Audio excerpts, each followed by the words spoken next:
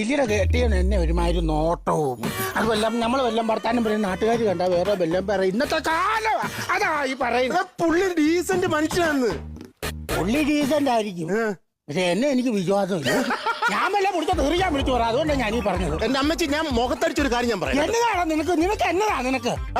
എനിക്ക് 41 വയസ്സുണ്ട്.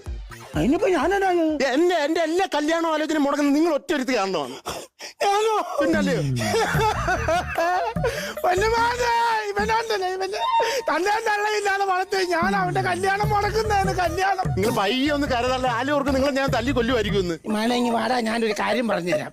നിന്റെ കല്യാണം മുടങ്ങുന്നത് ഞാൻ കാരണമല്ല. പിന്നെ എടാ കുഞ്ഞ, ഈ പെണ്ണ് കാണാൻ വേണ്ടി ചെല്ലാൻ നേരത്ത് നിന്നെക്കാട്ടിലും കാണാൻ കൊള്ളത്തില്ലാത്തവന് വേണം കൂട്ടത്തിൽ കൊണ്ടുപോകാൻ.